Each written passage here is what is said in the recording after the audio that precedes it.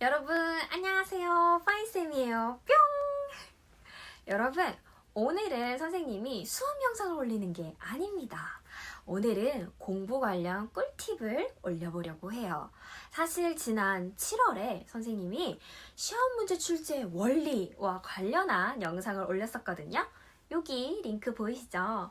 네, 그때 선생님이 가장 중요하게 강조했던 게 바로 개요도입니다. 그 개요도라는 건 목차를 기준으로 내용들을 유기적으로 연결해서 혹은 유의미하게 연결해서 가지치기 하면서 외우는 방법이었어요. 혹시 그게 어떤 내용이었는지 잘 모르겠다면 위에 링크를 눌러주면 되는데요. 그때 선생님이 중학생 혹은 고등학생 여러분들을 대상으로 그 개요도 작성하는 방법을 알려줬었어요.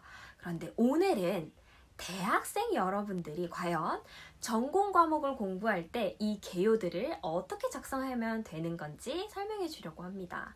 아마 대학생 여러분들 뿐만 아니라 임용고시를 준비하는 임고생 여러분들까지도 모두 다 꿀팁을 얻을 수 있는 공부 방법이니까요. 과연 전공 과목 혹은 교직 과목은 어떻게 개요들을 작성하면서 암기해야 하는 건지 그 공부 꿀팁을 알려줘 볼게요. 자, 그러면 follow me! 자, 이 책은 영어학개론이라는 제가 실제로 대학교 1학년 때 공부했던 책입니다. 자, 이 전공 서적을 가지고 제가 어떤 식으로 전공 과목을 공부했는지 여러분들에게 그 꿀팁을 알려드리도록 할게요. 자, 그런데 이 책을 잘 보면 사실 이 책이 이렇게 중간에 뜯어져 있어요. 여기 보이시나요? 중간에 이렇게 뜯어져 있는데 그 이유는 이 책이 분권화가 가능한 책이어서 그래요. 그래서 사실은 이 책 말고 이 파일 안에 이 책의 내용들이 다 담겨 있습니다. 자, 그래서 이렇게 보시면 여기 이렇게 책의 일부분들이 파편처럼 들어가 있죠. 제가 챕터별로 분권해서 넣어놓은 파일이거든요. 근데 보시는 것처럼 책도 있지만 제 필기도 같이 있어요. 그러니까 제가 이 챕터별로 개요도를 작성한 이 필기 노트를 함께 넣어둔 건데요. 그러면 제가 과연 대학교 1학년 때 어떤 식으로 공부를 했는지 그 꿀팁을 알려드리도록 할게요.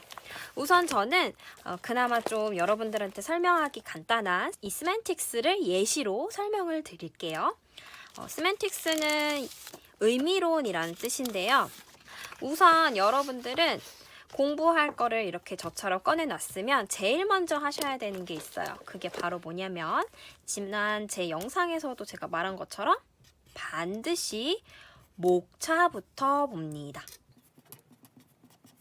자, 목차는 어디 있느냐? 당연히 책의 제일 앞부분에 있겠죠?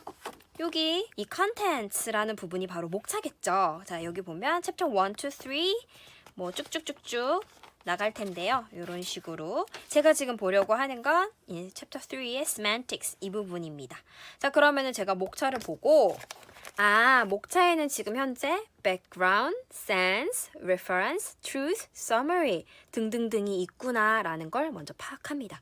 자, 그런데 잘 보니까 background는 semantics의 배경이고 summary는 semantics에 대한 설명을 총 요약하는 가장 마지막에 나오는 내용이니까 결국에 제가 semantics를 공부할 때 가장 중요하게 봐야 되는 건 sense, reference, truth 이 세 가지가 될 거예요.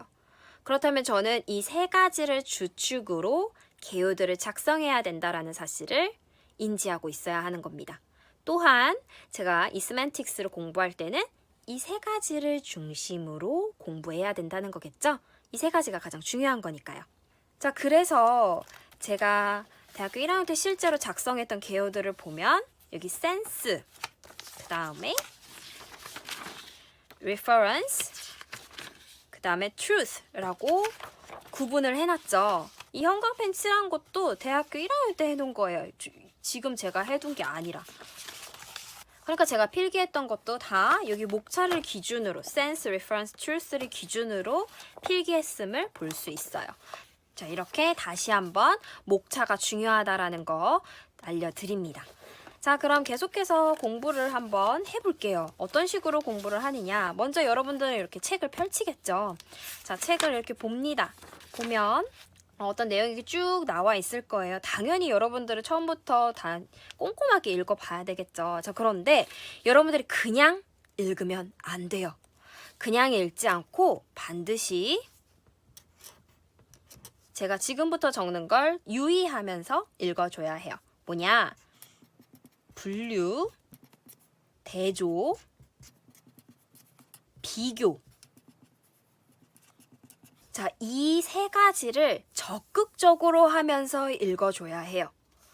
이게 무슨 말이냐? 자, 예를 들어 볼게요. 제가 세맨틱스를 공부하려고 딱 책을 펼쳤어요. 그리고 백그라운드를 읽기 시작합니다. 자, 첫 번째 문장을 읽어보니까 이렇게 적혀 있네요. Contributions to semantics have come essentially from two sources, linguistics and philosophy. 라고 나와 있습니다. 자, 이 문장의 의미를 이해하기 쉽게 설명해 드리자면 semantics라는 건 linguistics하고 philosophy 이 두 가지 관점으로 볼 수 있다라는 의미거든요. 아, 그러니까 지금 분류가 시작된 거예요. semantics에 두 가지가 있는 거죠. linguistics의 관점과 philosophy의 관점이요. 분류를 적극적으로 하다 보면 제가 개요도에다가 뭘 작성해야 되는지 알게 돼요. 자, 그러니까 저는 이렇게 적어두는 거죠. 아, semantics는 linguistics 그리고 philosophy 이렇게 두 가지 관점이 있구나 라고 제 개요도에다가 적어놔야 하는 겁니다. 실제로 제가 작성했던 개요들을 잘 보시면 여기 linguistic part 그리고 쭉 넘겨서 보면 philosophy part라고 이렇게 두 가지가 나와 있죠. 그리고 이 두 가지를 제가 각 괄호로 다르게 표시를 해놨어요. 이 sense나 reference랑 다르게. 그러니까 이 semantics가 바로 이 linguistic part하고 philosophy part로 나뉜다라는 걸 제가 대학교 때 표시를 해놨던 거죠. 자, 그러니까 여러분들은 개요도를 작성할 때 이렇게 분류가 시작되면 반드시 이 분류 혹은 대조, 비교를 기준으로 개요들을 그려나가야 된다라는 거예요. 자, 왜 분류하고 대조하고 비교를 이렇게 해야 하느냐? 우리가 공부하는 내용은 수많은 핵심 내용들로 이루어져 있어요. 수많은 정보들로 이루어져 있는데 그 정보들을 유기적으로 연결하는 게 바로 암기의 포인트라고 제가 지난번에 설명을 드렸었어요. 그러니까 서로 다른 이 정보들을 얼마나 의미 있게 연결하느냐가 가장 중요하기 때문에 그래서 개요도를 작성해야 된다. 왜냐면 개요도는 이렇게 서로 연결되는 가지치기를 그려나가는 거니까요. 그렇게 설명을 드렸었거든요. 분류하고 대조하고 비교라는 건 정보들을 유의미하게 연결하는 아주 중요한 기준이 되는 거예요. 즉, linguistic하고 philosophy라는 이 두 개의 정보를 분류라는 기준으로 묶어버리게 되면 여러분들이 semantics를 공부할 때 앞으로 어떤 것들을 공부하든 간에 그것들을 다 linguistic 혹은 philosophy 이 두 가지 중 하나로 연결을 할 수 있다라는 거예요. 그렇기 때문에 이 분류가 너무너무 중요해지는 거예요. 앞으로 공부할 내용들이 어디에 속하느냐를 구분할 수 있게 되는 거니까요.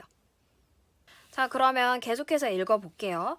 이제 첫 번째 단락을 읽어보니까 linguistic에 관한 내용인 것 같아요. 그럼 여러분들은 linguistic에 대한 내용들을 이제 중요한 것들을 당연히 표시해야 되겠죠. 자, 여기서 또 마지막 전공 과목 공부 꿀팁을 알려드리도록 할게요. 그게 무엇이냐면 바로 단락별 중요 내용 혹은 주제 파악하기입니다. 그러니까 단락을 잘 구분하라는 거예요. 단락을. 지금 보면 첫 번째 단락이 linguistic에 관한 내용이거든요. 그런 linguistic에 대한 내용들 중에서 중요한 내용들을 제가 찾아서 여기다가 적어야 되는 거죠. 지금 linguistic의 내용들 중에서 제가 잘 읽어봤더니 이런 내용이 되게 중요했었어요. lexical decomposition 이라는 게 되게 중요한 단어였거든요. 그럼 저는 이게 또 무엇인지 구체적으로 설명을 써놔야 되는 거죠. 자, 그리고 다음 단락을 보니까 바로 on the other hand, 반면에 라고 하면서 필라소퍼에 대한 내용이 나와요. 그러니까 linguistic까지의 내용이 방금 앞장까지 한 단락의 내용이었고 그 다음 단락의 내용이 필라소피에 대한 내용이겠죠? 그럼 필라소피의 내용은 또 어떤 중요한 내용이 있는지 단락별로 파악을 해야 하는 거예요. 그럼 제가 읽어봅니다. 읽어봤는데 여기 어디서 본 나디귿, 단어가 보여요. 보니까 reference하고 truth가 보이네요. 이거 어디서 봤더라? 보니까 제가 아까 목차에서 본 것 같아요. 목차를 보면 reference하고 truth가 여기 들어가 있죠. 아까 제가 sense부터 truth까지 이 세 가지가 semantics에서 가장 중요한 거라고 얘기했어요. 자, 그런데 그 중에서 지금 제가 보는 philosophy의 관점에서 reference하고 truth가 들어있네요. 그러면 이 sense는 당연히 앞에서 봤던 linguistic의 입장이겠구나. 이 linguistic의 입장 안에 들어가는 게 바로 sense겠구나 라는 걸 제가 파악할 수 있게 돼요. 그리고 나서 다시 읽어보면 사실 여기에 sense의 내용이 나옵니다. 자, 그러니까 무슨 말이냐? linguistic은 sense라는 중요한 내용을 담고 있고 philosophy에는 reference라는 중요한 내용과 truth라는 중요한 내용, 이 두 가지가 들어가 있어요. 자, 이렇게 제가 목차를 보면서 분류와 비교, 대조를 하다 보니까 linguistic 안에 sense가 들어가는 걸 알게 된 거고 philosophy 안에 reference하고 truth가 들어간다는 걸 알게 된 거죠. 사실은 이 구조를 아는 게 가장 중요한 거고 여러분들이 공부하는 그 과목 안에서도 목차하고 분류를 하다 보면 이 내용이 어디에 속하는 건지 연결이 되기 시작할 거예요. 그게 너무너무 중요합니다. 여러분들은 외워야 하는 게 굉장히 많기 때문에 어떤 정보가 어느 정보에 연결이 되는지를 파악해야 이 하나를 외우면 나머지 여러 가지의 정보가 같이 딸려서 외워지겠죠. 그렇기 때문에 이런 가지치기와 분류, 대조, 비교가 너무너무 중요한 겁니다. 자, 그리고 실제로 이 지금 백그라운드의 내용이 다 끝나고 다음을 보니까 센스라는 내용이 시작이 되네요. 그러면 저는 이 센스가 linguistic 안에 포함된 거고 이 센스의 내용이 무엇인지를 이제 차차 또 읽어보면서 단락별로 중요한 내용을 파악해서 또다시 가지치기를 해나가야 되겠죠. 그리고 그 안에 또 다른 분류나 대조나 비교가 있다면 당연히 개요도에다 작성을 해야 하는 거고요. 제가 쭉 읽어보니까 여기에 스피커 센스하고 linguistic sense 이 두 가지가 분류로 나오고 있어요. 그러면 저는 센스에다가 스피커 센스와 linguistic sense가 있다라는 걸 가지치기로 넣어두는 겁니다. 자, 이렇게 한 단락의 내용을 짧게 요약하자면 이렇게 되는 거예요. 자, 여기에서 이제 저는 조금 더 덧붙여서 스피커 센스가 무엇인지 블라블라 써넣고 linguistic sense는 무엇인지 여기다가 블라블라 써넣는 거죠. 그러면 저는 이 sense라는 이 한 단락을 이해하는 아주 간단한 개요들을 작성할 수 있게 되는 거예요. 결국에는 이 semantics에서 가장 중요한 sense가 어느 위치에 들어가 있는 건지, 즉 linguistic이라는 거에 하위 체계에 들어가 있으며 sense라는 거에 또 하위 체계로는 speaker sense와 linguistic sense가 있다라는 이 관계를 개요도를 통해서 한눈에 파악할 수 있는 거죠. 자, 이렇게 센스가 어떤 연결고리를 갖고 있고 어떤 상하관계를 갖고 있는지를 알게 되면 저는 센스를 암기하는 게 너무나도 수월해지는 거예요. 자, 그리고 또 계속 읽어보니까 이번 단락에서는 lexical ambiguity가 보여요. 그리고 다음 단락에서는 synonymy, 다음 단락에서는 hyponymy, 그 다음에 다음 단락에서는 overlap 등등이 보입니다. 그러면 저는 또 이렇게 개요들을 작성할 수 있겠죠? sense에는 첫 번째 lexical ambiguity가 있을 거고 그 다음에는 synonymy가 있을 거고 그 다음에는 hyponymy 있을 거고 그 다음에는 뭐 등등등등 여러 가지가 있겠구나 라고 또 개요들을 작성할 수 있어요. 그리고 저는 이 단락들을 읽으면서 lexical ambiguity가 어떤 특징을 갖고 있고 synonym은 어떤 건지 hyponym은 어떤 건지를 적으면서 얘네들이 서로 어떻게 다른 건지 대조도 하고 비교도 하면서 그 특징들을 적어두는 겁니다. 그러면 저는 semantics라는 거에서 sense는 linguistic 아래 하위 집단에 있는 것이며 이 센스의 하위 체계로는 이런 것들이 있고 이게 각각 무엇인지 한눈에 볼 수 있는 개요들을 작성하는 거예요. 자, 제가 작성했던 걸 보여드리면 이렇게요. linguistic part 안에 sense가 있고 그 sense 안에 lexical, synonymy, hyponymy, overlap 이런 식으로 제가 분류를 해놨죠. 자, 이렇게 여러분들이 전공 과목을 공부하면서 각각의 정보들이 어떤 연관성을 갖고 있는지, 상하이 체계로 연결이 되는지, 정반대로 연결이 되는지, 아니면 비슷하게 비교적인 관점으로 연결이 되는지, 그것들을 파악하다 보면 그 각각의 정보들을 다 한 번에 암기할 수 있게 되는 것이랍니다. 제가 대학생 때 만들었던 개요들을 조금 더 보여드리도록 할게요. 보시면 linguistic part 안에 sense 들어가 있는 거 보이고, sense 안에 요것들이 들어가 있는 게 보이시죠?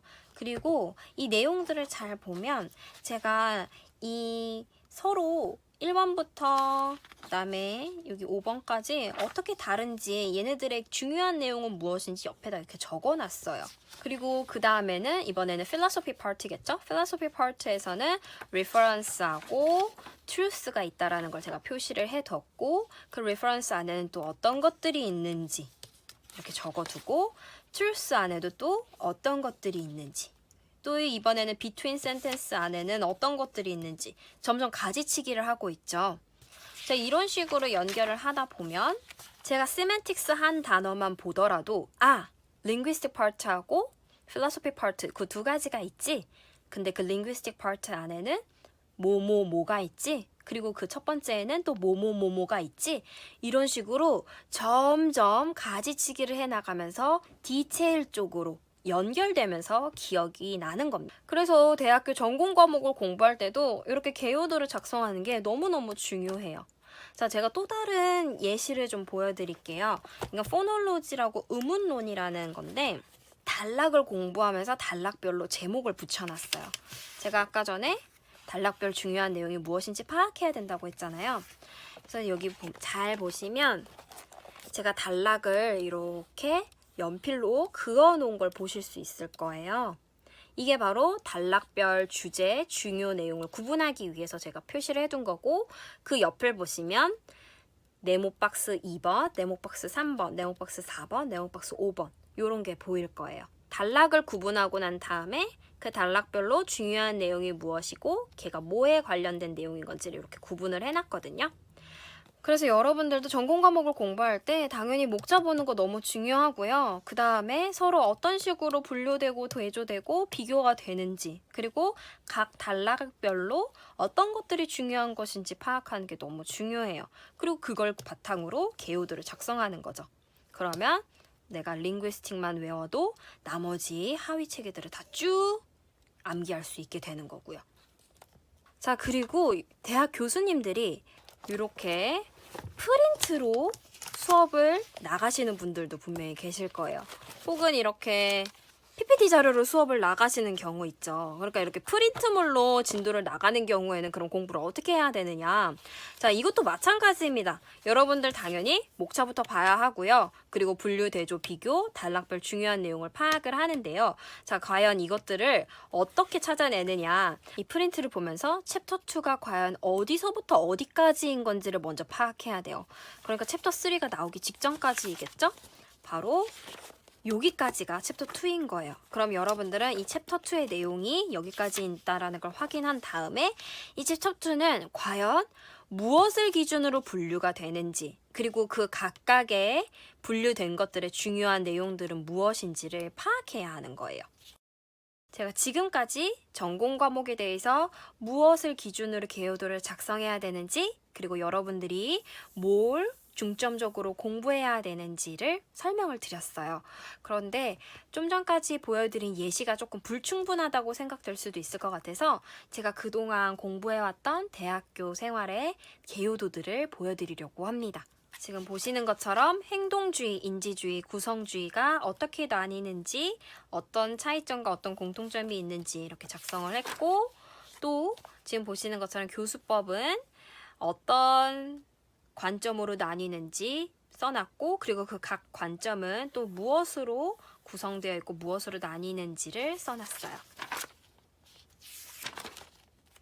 여기 보시는 것처럼 이렇게 지금 수행평가에 대해서도 수행평가에 대한 자세한 설명글을 개념, 특징, 단점이라는 세 가지의 상위 체계를 만들어서 하위 체계에 들어가는 내용들을 적어본 거죠. 이런 식으로 이런 식으로 작성이 됩니다. 자, 지금까지 제가 보여드린 개요도 혹은 제 정리 노트들을 보시면 그냥 핵심 정리하는 방법이랑 똑같은 거 아니야? 그냥 핵심 정리 같은데? 라고 생각하실 수 있어요. 네, 맞습니다. 사실 개요도의 본질은 핵심 정리와 다르지 않습니다. 그런데 제가 강조하고 싶은 건 무엇이냐면 이 세 가지입니다.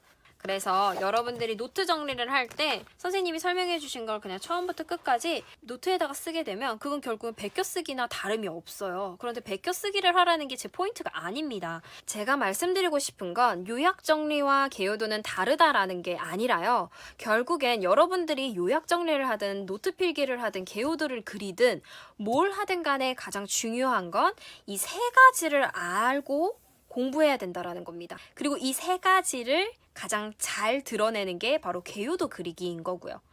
그래서 여러분들이 전공 과목을 공부할 때에도 각 정보들이 어떤 식으로 유의미한 관계를 갖고 있는지 공부한다면 그 어려운 전공 과목들도 자연스럽게 이해가 될 거고 당연히 암기는 저절로 따라오겠죠. 자, 여러분들 제가 오늘 강조한 이 세 가지 꼭 잊지 말고 한번 열심히 공부해봐요. 그럼 안녕!